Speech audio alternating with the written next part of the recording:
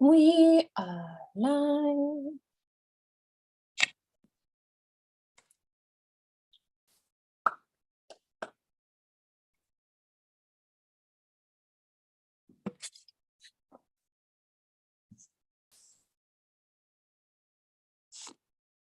What in the world is going on here?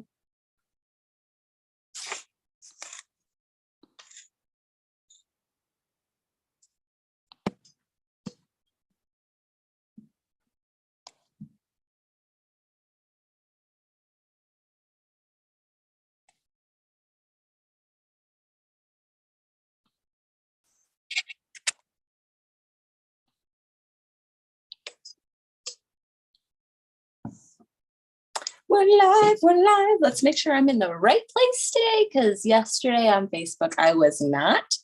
I posted the Bible reading for the whole Facebook world to see. That was fun.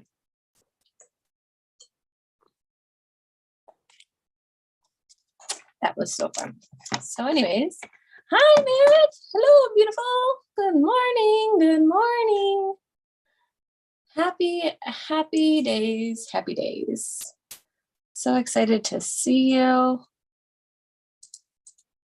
You have any fun things planned for this beautiful day?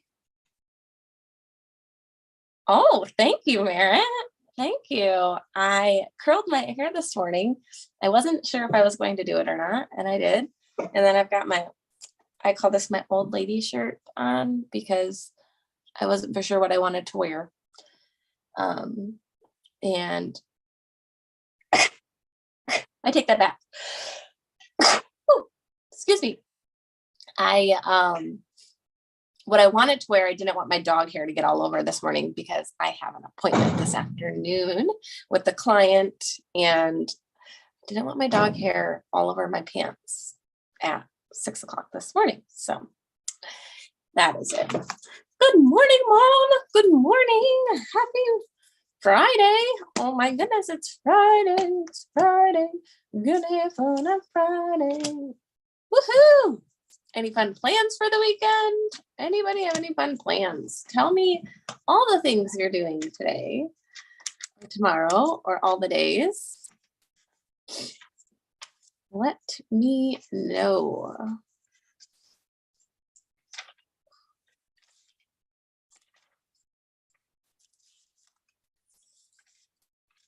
All right.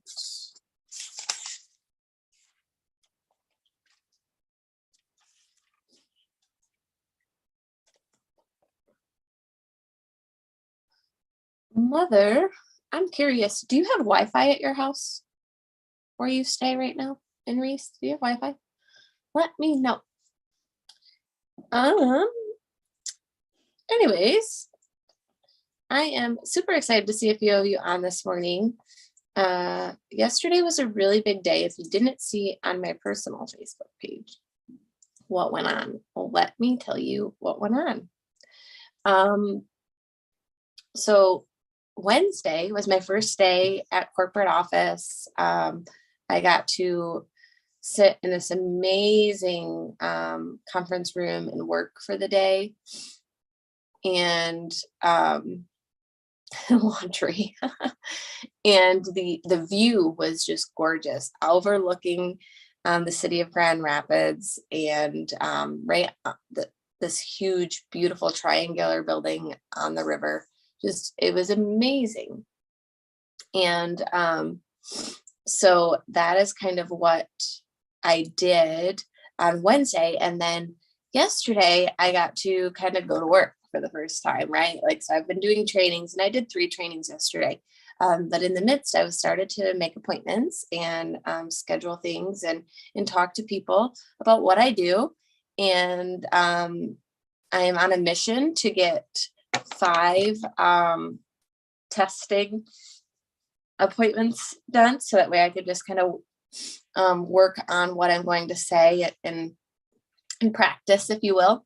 And so I did my first practice run ever, and it was really nerve-wracking, but it was so exciting, because because I've been out. So those of you that don't know, I've been in the life insurance financial industry for the last 3 years. So since 2020, and since August of 2020, I think I officially got licensed in November. Actually, this is my 3rd-year anniversary. Yeah, 2021, 22. Yeah. And so it was really exciting. And I've kind of dabbled in a lot of different things, but I love helping people. And so I've had about a year break of not really practicing life insurance and all the things. And so getting out in the public again and not being in my basement is definitely fun, but different. And it's a whole new ball game for me again, because I'm so used to sitting in my basement all the time, this beautiful space. And so I get to be out and about and outside of my 4 walls, and it's fun. And so that was kind of what I did yesterday. I managed to not only talk to 3 different individuals, and I had one meeting, and then I had one application, and set one additional appointment. So it was a very big, successful day. And it's just funny how it all, I had 3 different events on day 3 of the challenge of gratitude, and on the 3rd day of November. So triple threes. Yay. Anyways, so yeah, that was my day. That was how it was. So here we are. We are in Numbers 31 through 33. Looks like these chapters are a little bit longer as well today. So we are going to buckle up and get to work. And so I'm excited about that. So awesome sauce. Thanks, Mom. I'll tell you why I'm asking about that later. Oh, you know what? So I am so grateful too. One of the biggest things I'm grateful for is the fact that this last month I was able to spend some time with these amazing twins. They're 18 months old, and I got to take care of them for an hour in the morning, every morning. And last night I got to help with their evening routine. And today was my last day to help with them, because they're going to go back, to a different home. And it's bittersweet and sad and exciting all at the same time.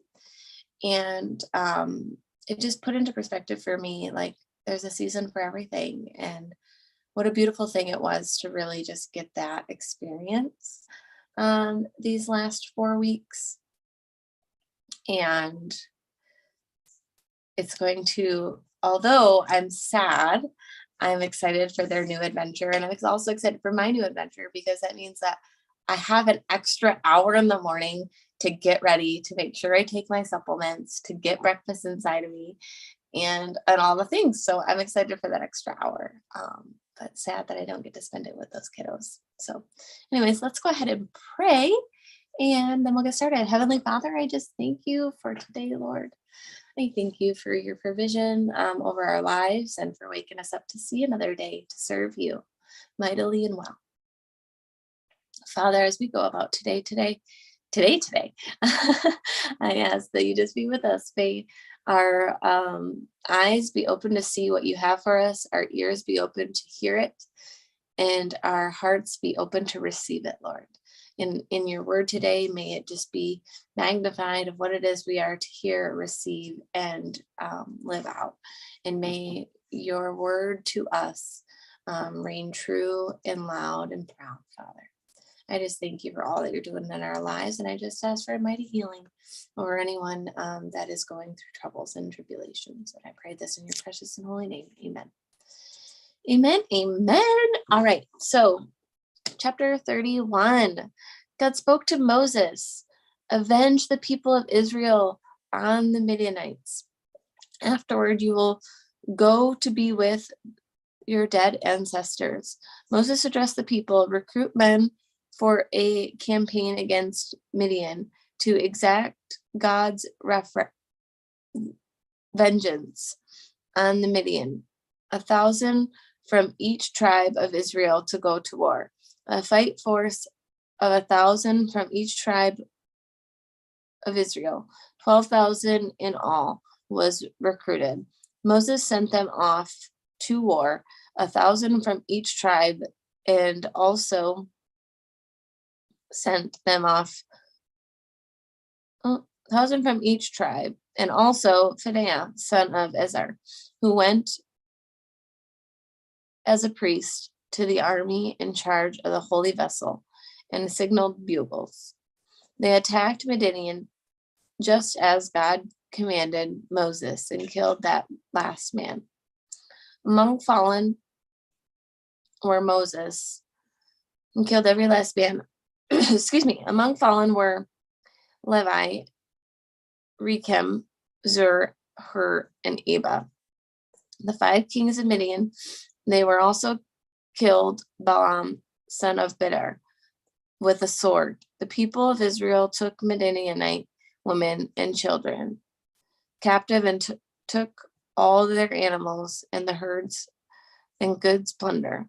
They burned the ground, all the towns in which Midianite lived, and also their tent camps. They looted and plundered everything and everyone. Stuff and looted and plundered everything and everyone. Stuff and looted and plundered everything and everyone. Goodness, that's so weird. Stuff and people and animals. Goodness, I was reading that line 3 times. They took it all, captive and booty and plunder, back to Moses and Ezra, the priest and the company of Israel, where they were camped in the plains of Moab and Jordan, Jericho.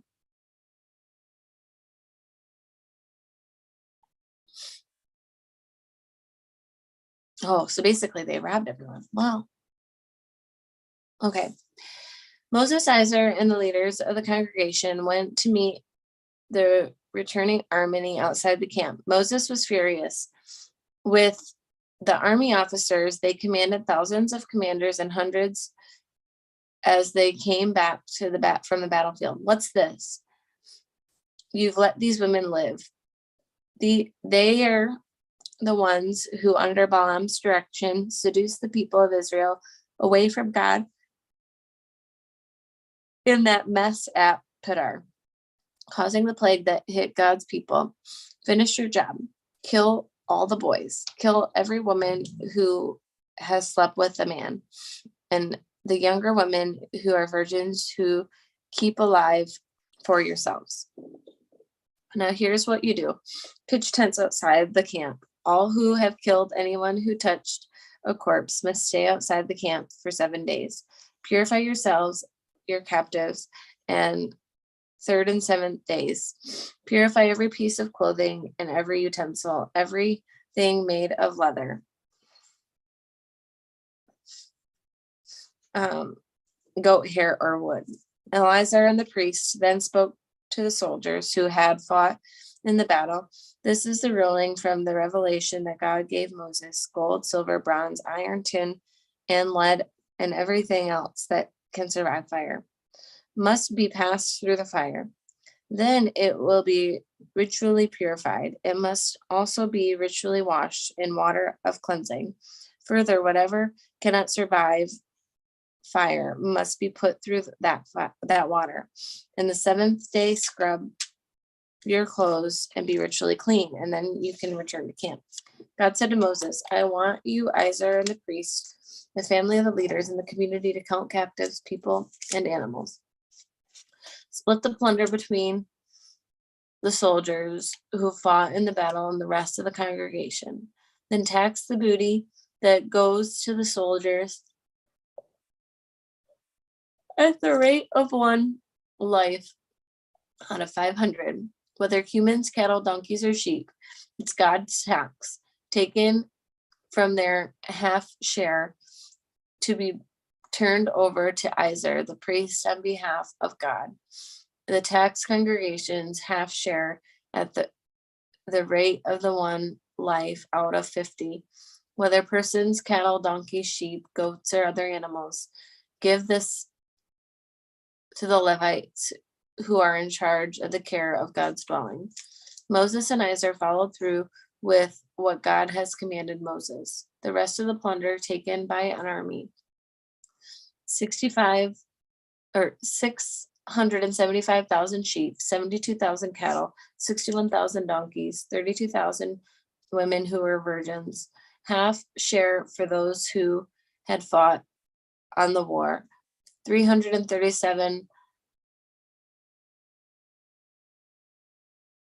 and 500,000 or 337,500 sheep were taxed of 675 for God. 36,000 cattle was with a tax of 72 for God. 30,500 donkeys was a tax of 61 for God. 16,000 people was a tax of 32 for God. Moses turned the tax over to Isaac, the priest, as God's part for following God's instruction to Moses. The other half share was Israelites' community that Moses set apart from what was given to men who fought the war, was 7,500 sheep, 36,000 cattle, 30,500 donkeys, 16,000 people. From the half share going to the people of Israel, Moses, just as God has instructed him, picked one out of every fifth person and animal, gave them to the Levites who were in charge of maintaining God's dwelling. The military officers commanded of thousands and commanders of hundreds came to Moses and said, "We have counted the soldiers under our command, and not a man is missing. We've brought offerings to God from the man is missing. We've brought offerings to God from the gold jewelry we got, armlets, bracelets, rings, earrings, or garments, or ornaments, goodness, to make atonement for our lives before God." Moses and Eleazar, the priest, received the gold from them and all the fine crafted jewelry. In total, the gold from the commanders of thousands, 100 of Moses and Eleazar, offered as a gift to God, weighed about 600 pounds, all donated by soldiers who had taken the booty. Moses and Eleazar took the gold from the commanders of thousands and hundreds and brought it to the tent testimony to serve as a reminder for the people of Israel before God. 32. The families of Reuben and Gad had huge herds of livestock. They saw that the country of Jazer and Galad was just a place for grazing livestock. And so they came, the families of Gad and of Reuben, and spoke to Moses and Eleazar, the priests, and the leaders of the congregation, saying, Ezrath, Zibron, Jazer, Nimrod, Geshbron, Eliza, Seab, Nebo, and beyond, the country that God laid low before the community of Israel is the country just right for livestock, and we have livestock. They continued, if you think we've done a good job so far, give us this country and our inheritance. Don't make us cross the Jordan.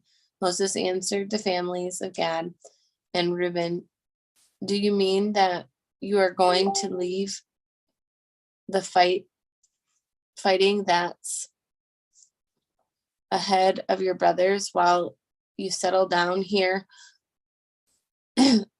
Why would you even think that letting the people of Israel down?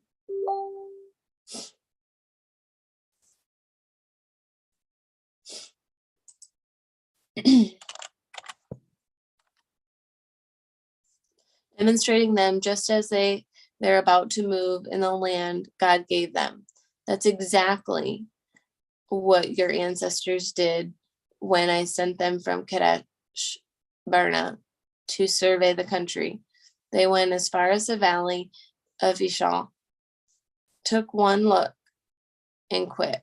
They completely demoralized the people of Israel from entering the land of God that God had given them. And God got away. And God got angry. Oh, did he get angry? He swore, they'll never get to see none of those who camped out of Egypt, who are 20 years or older, will ever get to see the land that I promised to Abraham, Isaac, and Jacob. They weren't interested in following me. Their hearts weren't in it. None except Caleb, the son of Jephunneh, the Kizanite, and Joshua, the son of Nun. They followed me. Their hearts were in it. God's anger smoked against Israel. He made them wander into the wilderness for 40 years, until the entire generation that acted out of evil in his sight had died out. And now, here you are, just one more mob of sinners stepping up to replace your ancestors, throwing fuel on the already blazing anger of God against Israel. If you won't follow him, he'll do it again. He'll dump them in the desert, and the disaster will be all your fault. They came close to him and said, all we want to do is build our corrals for our livestock and towns for our families. And we'll take up arms and take the front lines, leading the people of Israel to their place. We'll be able to leave our families behind, secure the fortified towns, safe from those who live in the land. But we won't go back home until every Israelite is in full possession of his inheritance. We won't expect any inheritance west of the Jordan, and we're claiming all our inheritance east of the Jordan. Moses said, if you do what you say, take up arms before God for battle, and together go across the Jordan ready before God to fight until God has cleared or cleaned the enemies out of the land. Then, when the land is secure, you will have fulfilled your duty to God and Israel. Then this land will be yours to keep before God.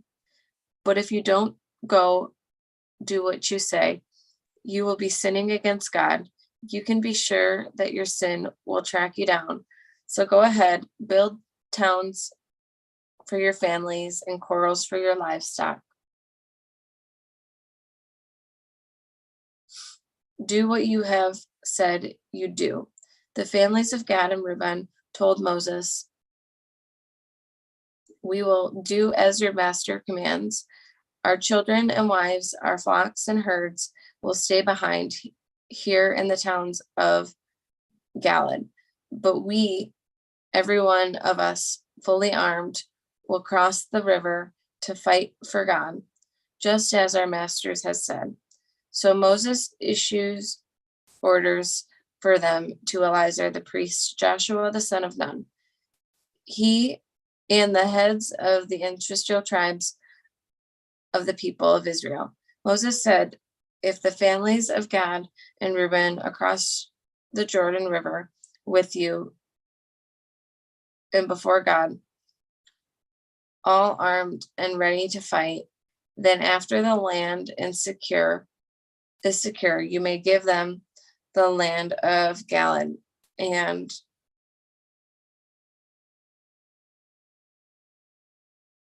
as their inheritance. But if they don't cross over with you, they'll have settled up with you in Canaan. The family of Gad and Reuben responded, we will do what God has said. We will cross the Jordan before God, ready and willing to fight. But the land we inherit will be here to the east of Jordan. Moses gave families of Gad, Reuben, and half the tribe of Manasseh, son of Joseph, the kingdom of Sihon, king of the Amorites, and the kingdom of Og, king of Bashan, the land and its towns, and all its territories connected with them, the works.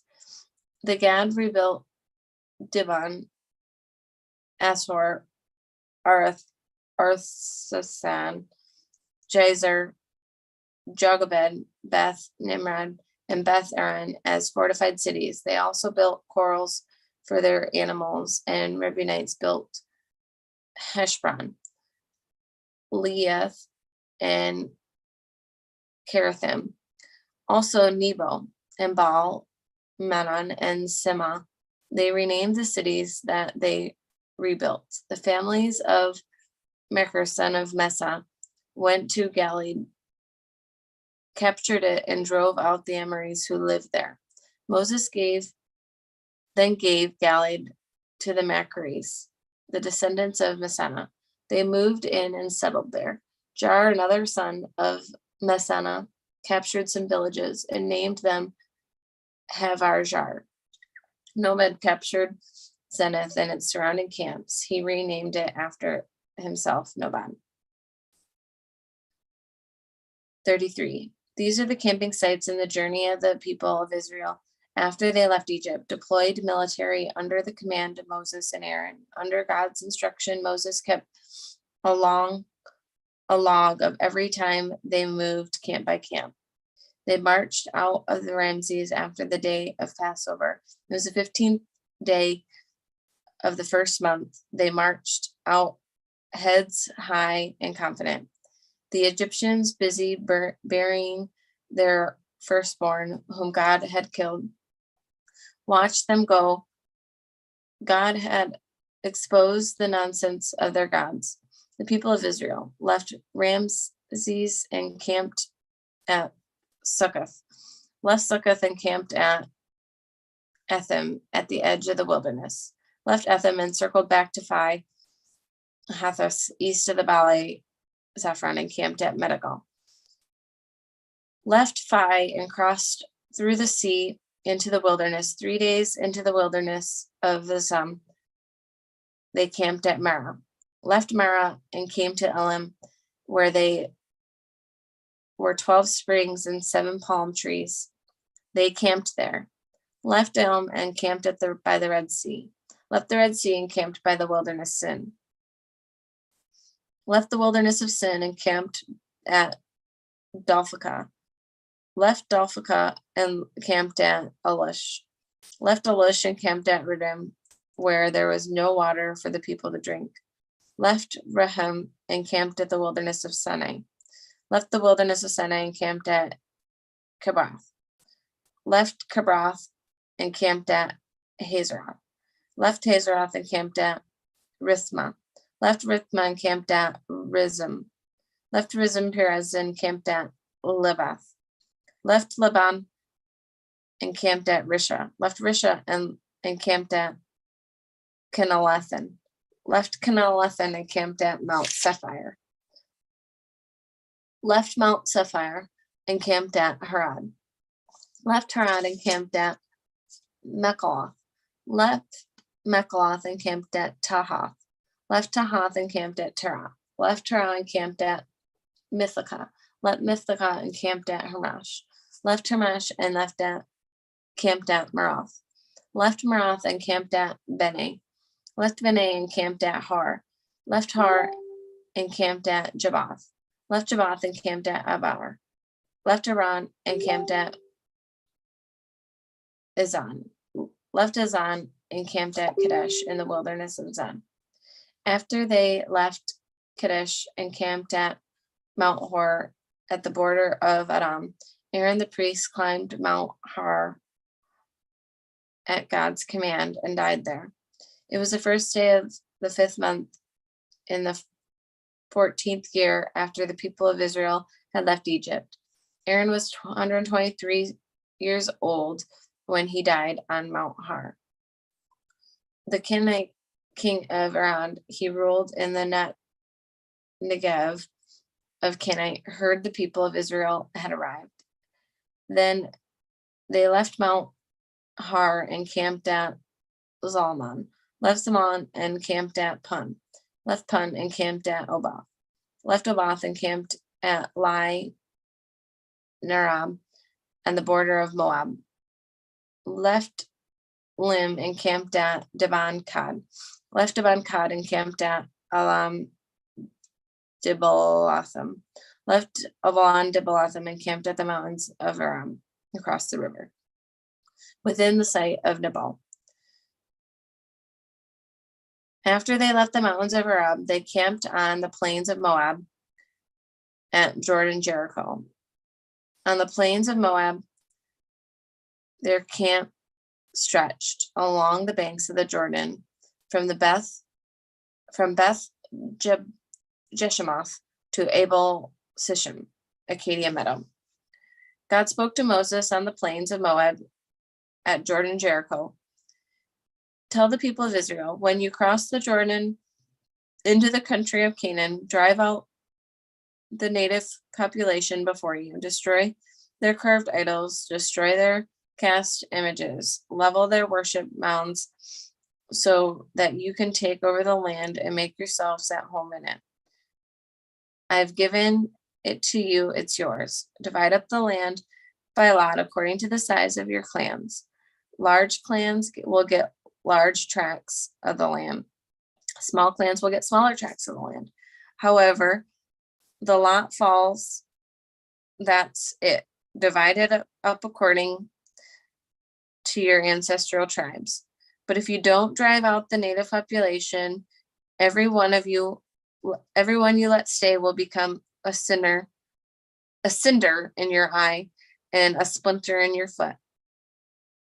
They'll give you endless trouble right in your own backyards, and I'll start treating you the way I plan to treat them. And that's the end of chapter 33. So we have made it through chapter 33. Tomorrow we pick up at chapter 34. Tomorrow I plan to be live. If I am not live, I will be posting the Fear into Faith live on Facebook, and anybody who's on YouTube, I'll send you the link if you reach out to me and let me know that you want the link. However, I'm just kind of leaning on the Lord of what the plans are and going by the seat of my pants. And I thank you for giving me grace throughout this season as I'm kind of feeling out how the Lord wants me to lead Kingdom Gardeners and to lead this ministry, as well as to continue in my work and my businesses. I just thank you so much for all of your love and all of your support. And I hope you all have a beautiful Friday and start to your weekend. Much love and many blessings, sweet friends. And we will talk soon.